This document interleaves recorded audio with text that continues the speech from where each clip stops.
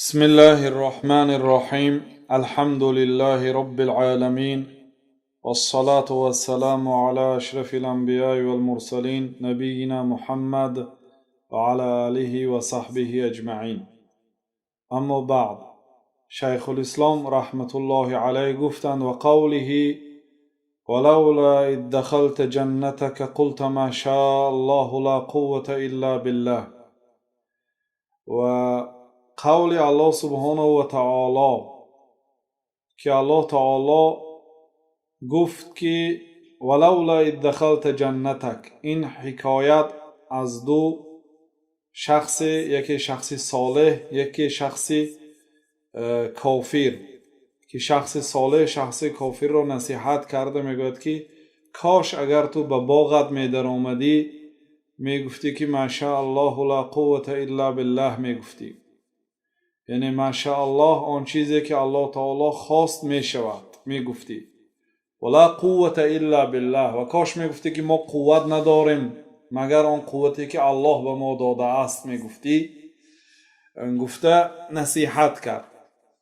و امام شیخ الاسلام رحمت الله علیه این آیات ها را پی هم آورده استادند که در این آیات ها الله سبحانه و تعالی خود را وصف کرده است و ما این آیات ها را که آیات ها هم مکمل نیست، شیخ الاسلام رحمت الله علیه جای شاهد را نقل کرده استادند، بنابراین ما هم فقط جای شاهد را شرح می دهیم و اصل آیات، سبب نزول آیات به اسلوب مفسرها تفسیر نمی کنیم. ولولا اذ دخلت جنتک، این سخن یک شخص به یک دوستش، به یک رفیقش که کاش تو به باغت میدانم. جنت از کلمه پنهانی گرفته شده است، برای آن جنت نامیده شده است که برای آن که وقتی که شاخه هاش تا زمین میرسد آن شخصیتی که در جنت است دیده نمی شود. باغ جنت برای همین نامیده شد که از این طرفش آن طرفش رو دیده نمی شود، برگهای درختش و شاخه های درختش به زمین می رسد از سیر حاصل بودن جنت. این چونین جنم از همین کلمه گرفته شد، برای آن که از چشم پنهان است. هر وقتا که به باغت می در آمدی کاش می گفتی که ماشاءالله آن چیزی که الله تعالی خواست می شود، یعنی تقدیر کلام، و ما قوت نداریم مگر آن قوتی که الله به ما داده است میگفتی. در اینجا اثبات صفت مشیت به الله تعالی، ماشاءالله آن چیزی که الله تعالی خواست، این دلالت میکند که الله تعالی میخواست است. لا قوت الا بالله، و این چون اثبات صفت قوت، ما قوت نداریم مگر آن قوتی که الله تعالی به ما داده است. الله تعالی خود صاحب قوت است و به ما قوت داده است، به هر بنده به قدر خود. ولو شاء الله ما اقتتل الذين من بعدهم من بعد ما جاءتهم البينات ولكن اختلفوا فمنهم من آمن ومنهم من كفر ولو شاء الله ما اقتتلوا ولكن الله يفعل ما يريد. در این آیت، این آیت دیگری هست، ولو شاء الله، اگر الله میخواست آنها جنگ نمیکردند بعد آنها، یعنی جنگ نمیکردند که ها کافرها و مسلمان ها. من بعد ما جاءتهم البینات، بعد اینکه با آنها دلیل ها و حجت های روشن آمد. ولکن اختلفوا، لیکن آنها بین همدیگر اختلاف نظر کردند. فمنهم من آمن و منهم من کفر، بعضی ها ایمان آوردند به الله تعالی و بعضی ها به الله سبحانه و تعالی کافر شدند. ولو شاء الله ما اقتتلوا، اگر الله میخواست آنها جنگ نمیکردند. ولكن الله يفعل ما يريد، لیکن الله تعالی میکند هر کاری که خواست. در اینجا اثبات صفت مشیت به الله تعالی. ولو شاء الله، اگر الله تعالی میخواست آنها جنگ نمیکردند. بعد در ادامهش که ولو شاء الله ما اقتتلوا، اگر الله تعالی میخواست آنها جنگ نمیکردند. ولكن الله يفعل ما يشاء، لیکن الله تعالی اجرا کرد. این اثبات صفت فعل، یعنی الله تعالی فعل دارد، کار میکند. یفعل ما یرید، هر چیزی که خواست آن را اجرا میکند الله تعالی. اثبات صفت خواهش و اثبات صفت فعل به الله سبحانه و تعالی. ان الله یحکم ما یرید. در دیگر آیت الله تعالی گفت که الله تعالی حکم میکند هر چیزی را که خواست. اثبات صفت خواهش و اثبات صفت حکم. الله تعالی حکم میکند این حلال است، این حرام است، این واجب است، این مکروه است. گفته الله تعالی حکم میکند. اثبات صفت حکم و اینچون اثبات صفت ارادت یعنی خواهش. چون که این صفت ها را معتزله و جهمیه ها و اشاعره اثبات نمی کنند و اثبات کنند هم مانند اشعری ها اثبات ناقص است. فمن یرید الله ان یهدیه یشرح صدره للاسلام و من یرید ان یضله یجعل صدره ضیقا حرجا کانما یصعد فی السماء. الله تعالی میگوید که کسی را که الله تعالی هدایت او را خواهد قلب او را به اسلام میکشاید، دلش منشرح الصدر میشه، دلش روشن کشاده میشه. و کسی را که الله تعالی خواهد که گمراه کند قلب او را تنگ میکند. حرجن تأکید کلمه ضیقا یعنی تنگ میکند. کانما یصعد فی السماء گویا که به آسمان میبراید. ولی به کوه برآمدن هم اگر کوه بلندی راست باشد یا مشقت دارد، حالا که شما یک چیزی دارید که به او چسبیده میبراید، این کوه هست. انسان وقتی که به بلندی میبراید در حقیقت مشقت است، نفسهایش میگردد. کسی که الله تعالی او را گمراه کرده است وقتی که او را دعوت به این دین مقدس اسلام میکنید گویا که به آسمان میبرآمده باشد، تنگی را مییابد، نفسهاش میگردد. برای چی؟ برای آنکه او را الله تعالی هدایت نکرد با حکمت خود. در اینجا اثبات صفت ارادت خواهش. اهل بدعت از معتزله و جهمیه ها و پیروان آنها میگن که الله تعالی نمیخواهد. برای آنکه ما میخواهیم الله تعالی مگر خواهد این به مخلوق ها مانند میشه، بنابراین الله تعالی نمیخواهد. میگن الله تعالی خود را در قرآن وصف کرده است که الله تعالی میخواهد. فمن یرید الله ان یهدیه کسی را الله تعالی هدایتش را خواهد یشرح صدره للاسلام قلب او را به اسلام میکشاید. با محبت آمده درس گوش میکند، با محبت طهارت میکند، با محبت مسجد میرود، ذکر میکند، یک محبت عمره میکند، حج میکند، زکات میدهد، یک با محبت اجرا میکند عملهای شریعت را. با آمدن رمضان خوشنود است.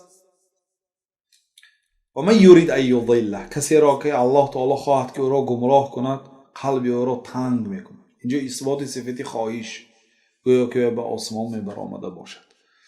و قوله و احسنوا ان الله یحب المحسنین. وقتی که قوله گفتم الکی به دیگر صفت گذاشتم.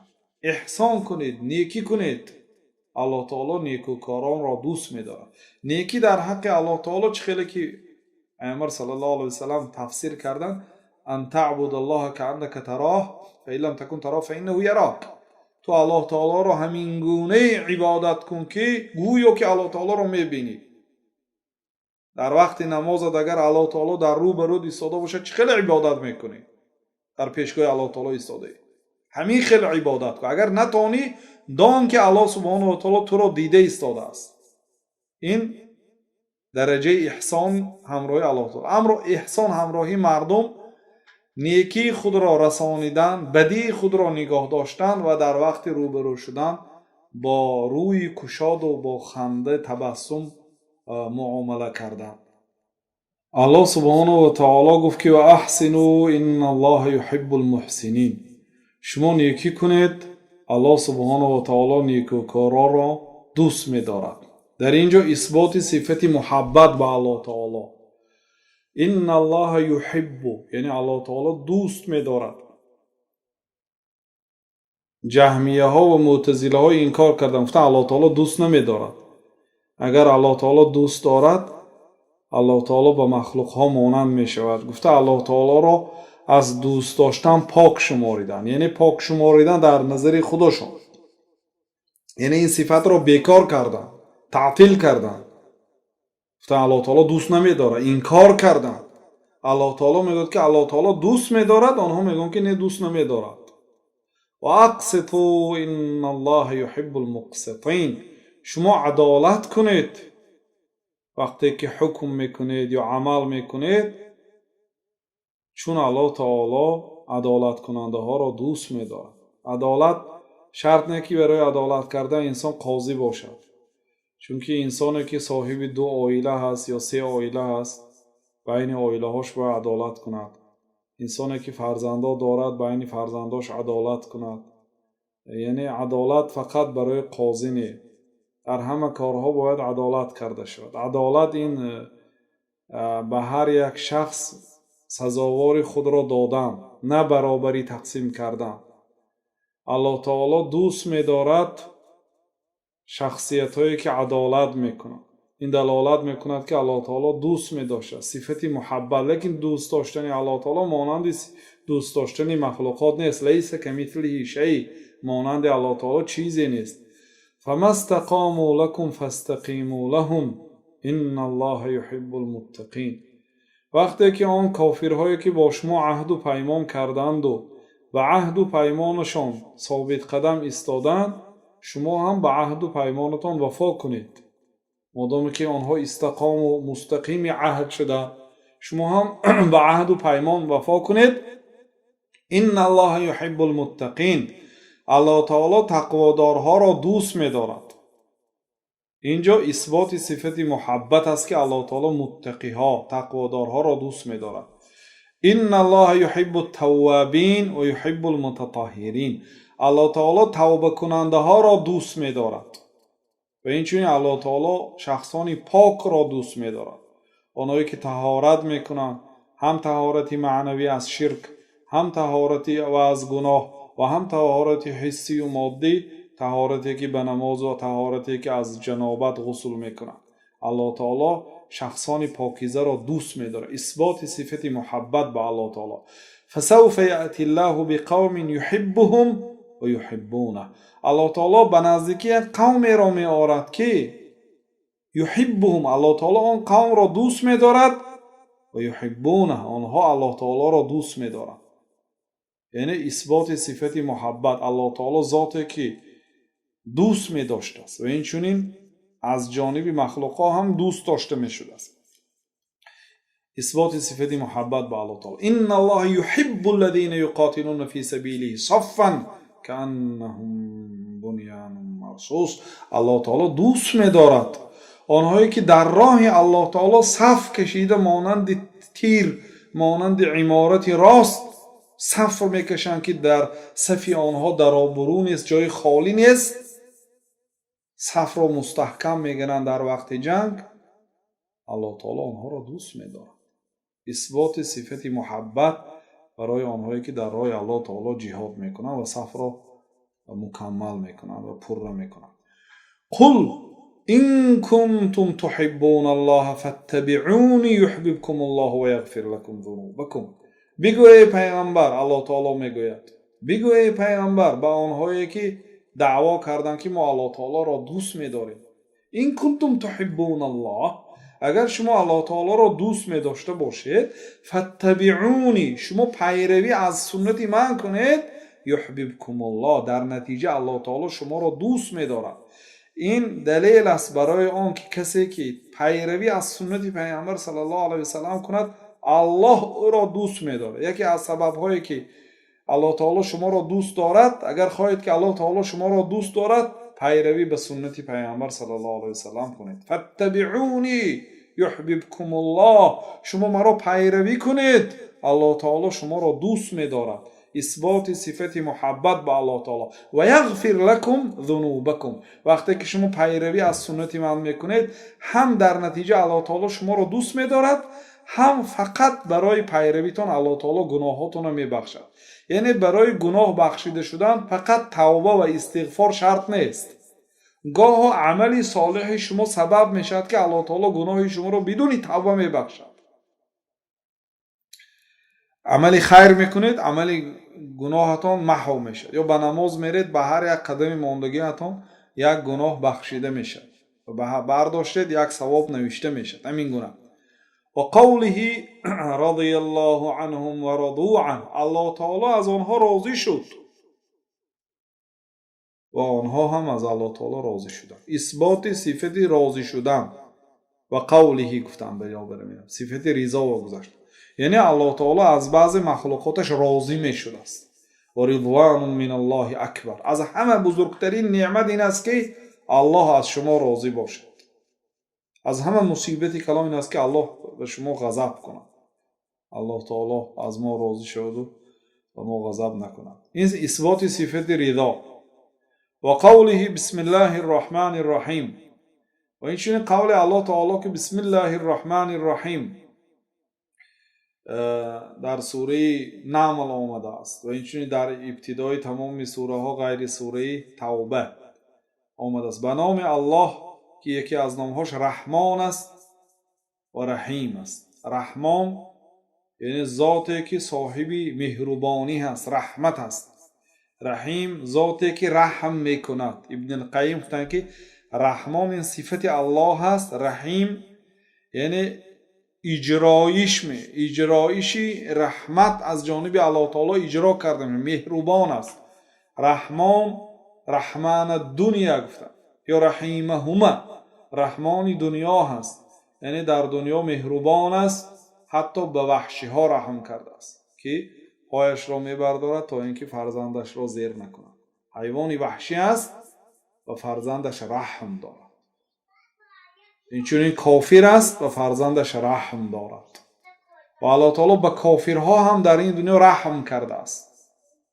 لیکن رحیمی او فقط برای مؤمنان هست که آنها را هدایت کرده است و به جنت می‌درآورد. یعنی در اینجا اثبات صفت رحمت، مهربانی. اهل بدعت این صفت را از الله تعالی انکار میکنن، میگن که الله تعالی مهربان نیست. میگن مهربان این صفت ضعیفانه هست، رحم میکند، مهر میبندد، این صفت ضعف است. الله تعالی پاک است میگن. و شیخ الاسلام رحمت الله علیه اقرار کرده استادند، اثبات کرده استادند که ما اهل سنت و الجماعت از جمله 4 علماها، امام ابو حنیفه، مالک، شافعی، احمد، بخاری و غیره، هر چیزی که الله تعالی، هر صفتی که خود را وصف کرده است، ما الله تعالی را همین گونه وصف میکنیم. چه خیلی که الله تعالی در قرآن خود را وصف کرده است، ما الله تعالی را همین گونه وصف میکنیم و بیکار نمیکنیم صفاتهای الله تعالی را که مادامی که خود را وصف کرده. الله تعالی خود را بسم الله الرحمن الرحیم گفته وصف کرده، به نام الله که یکی از نامهاش با رحمان است و رحیم است. از این نامها صفت اشتقاق کرده می شود، یعنی صفت رحمت، صفت مهربانی. ارحموا من فی الارض یرحمکم من فی السماء، رحم کنید، مهربانی کنید با آنهایی که در زمین است تا اینکه آنهایی که در آسمان است شما را رحم کند. ربنا وسعت كل شیء رحمتا و علما، پروردگارا رحمتی تو تمام چیز را وسیعی کرده است و علما. از همه وسیعترین صفت الله تعالی این صفت رحمت و صفت علم الله تعالی. ربنا وسعت كل شیء رحمتا و علما، پروردگارا وسیعی کرده است رحمتی تو و علمی تو تمام چیز را. رحمت الله تعالی به همه چیز میرسد. حالا این رحمتی که در این دنیا الله تعالی گذاشته است که به همین رحمت کافرها بین همدیگر، وحشی ها بین همدیگر رحم میکنه، این از 101 جزء از رحمت الله تعالی هست. 99 رحمت الله تعالی روز قیامت اجرا کرده میشه. الله تعالی بسیار ذات رحیم است و این چون علم الله تعالی هم وسیع است. اثبات صفت رحمت و اثبات صفت علم و وسیع بودن این صفت ها در الله تعالی، یعنی بی نهایت این صفتش صفت بزرگ است، وسیع است. و کان بالمؤمنین رحیما، و الله تعالی به مؤمن ها با رحمتی مخصوص دارد، چون که آنها را هدایت کرد، آنها را به جنت می‌درآورد. رحمتی مخصوص است. اثبات صفت رحمت. کتب ربکم علی نفسه الرحمه، پروردگار شما بر نفسش فرض گردانید مهربانی کردن را. رحمت، مهربانی کردن، این را به خود حتمی گردانید که الله تعالی مهربان است. اگر به یک شخص غضب کردنش بیاید یا رحم کردنش بیاید، رحمتش غضبش را مسابقه من غلبه میکند. یعنی انسان گناه کرد، الله تعالی میتواند برای او غضب کند چون گناه کرد، میتواند او را عفو کند و رحم کند. بیچاره نفسش گناه را خواست و امکانیت پیدا نکرد، خودداری کردن نتوانست، گناه کرد. رحم کند یا عذاب دهد، رحمتش غضبش را غلبه میکند. و هو الغفور الرحیم. الله تعالی غفور است، یعنی گناه را اگرچه بزرگ است مغفرت میکند، اگرچه بسیار است مغفرت میکند. رحیم است، مهربان است. اثبات صفت ستر، پوشیدنی عیب و گناه و بخشیدنی آن، و اثبات صفت مهربانی. فالله خیر حافظا و هو ارحم الراحمین. حضرت یعقوب گفتن که الله تعالی بهترین محافظت کننده و او مهربانترین مهربان ها. از الله تعالی دیده دیگر مهربان نیست. بنابراین پیامبر صلی الله علیه وسلم وقتی که در جنگ، بعد جنگ یک زنی را دیدند که در بین مرده ها فرزندش را می جست، یا فرزندی را می برداشت، دید که مردگی هست، ناز می دید که فرزندش نیست، می گذاشت.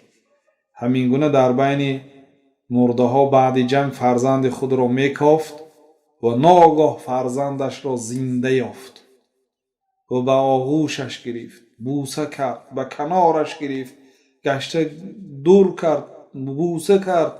پیامبر صلی الله علیه وسلم به صحابه ها گفتند که اترون هذه طارحة ولدها فی النار، آیا شما گمان میکنید که همین زن کودکش را به آتش میپرتاید؟ اگر در پیش همین زن یا آتش باشد، همین زن به گمان شما آیا کودکش را به آتش میپرتاید؟ صحابه گفتند که نه، قسم به نام الله نمیپرتاید یا رسول الله. بعد پیامبر صلی الله علیه وسلم گفت که والله لله ارحم بعباده من هذه بولدها، قسم به نام الله، الله از همین زنک به فرزندش به بندگاش دیده مهربانتر است. همین زن چه خیلی فرزندش دوست می‌دارد، قسم به نام الله تعالی، الله تعالی بنده هایش را این زن دیده دوست می‌دارد. همین رحمت و همین محبت هم به همین زن کی داد؟ الله تعالی داد. هستند زنهایی که فرزنداشون را به قتل رسانیدند.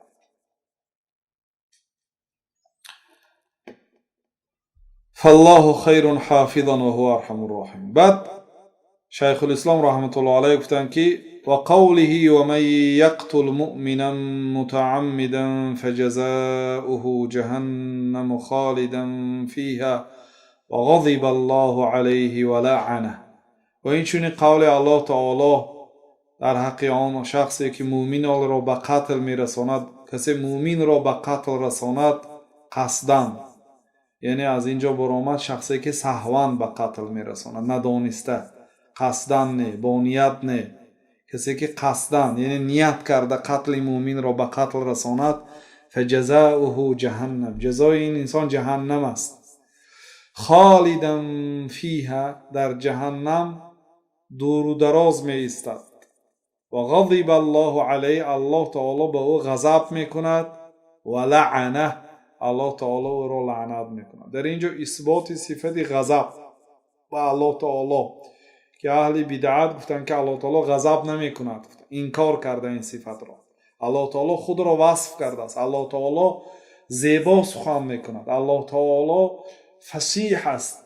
الله تعالی این قرآن رو به زبان عربی نازل کرد، به زبان عربی تازه. الله تعالی بسیار و من احسن من الله قیلا، کیست زیبا سخن کننده تر از الله تعالی؟ نیست.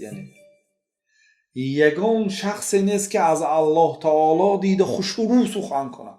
یک. دویمش این که الله سبحانه و تعالی عالمترین ذات به خودش است. از همه ذاتی که الله تعالی رو خوب میشناسد این الله تعالی است. الله تعالی میگوید که وغضب الله علیه، الله به او غضب میکند، و لعنه، الله تعالی او را لعنت میکند، یعنی از رحمت خودش دور میکند.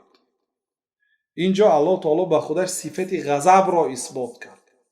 شیخ الاسلام رحمت الله علیه میگن که عقیده اهل سنت و جماعت این است که ما الله تعالی را وصف میکنیم با اون وصفهایی که الله تعالی خود را وصف کرده است، بدون تغییر و تحریف و بدون تشبیه و تعطیل. نه مانند میکنیم غضب الله تعالی را به غضب مخلوقات. مخلوق اگر غضب کند مثلا در رویش خون جمع می شود، آوازش بلند می شود، رگهای گردنش می براید. یعنی ما غضب الله تعالی را به غضب مخلوق برابر نمی کنیم، مانند نمی کنیم و غضب الله تعالی را بیکار هم نمی کنیم. نمی گوییم که الله تعالی غضب نمی کند، به غضب مخلوقات مانند هم نمی کنیم. اثبات میکنیم چه خیلی که الله تعالی اثبات کرده است و کیفیتش رو نمیپرسیم چه خیلی غضب میکرده باشد، نمیپرسیم. چون که نپرسیدن صحابه ها، تابعین، تبع تابعین نپرسیدن، بدعت هست پرسیدن، چون الله تعالی خبر هم نداده است. والکیف مجهول والایمان به واجب. ما ایمان میبریم که الله تعالی غضب میکند و الله تعالی غضب میکند. در همین قدر کفایه میکنیم. والله أعلم، وصلى الله وسلم على نبينا محمد وعلى آله وصحبه أجمعين.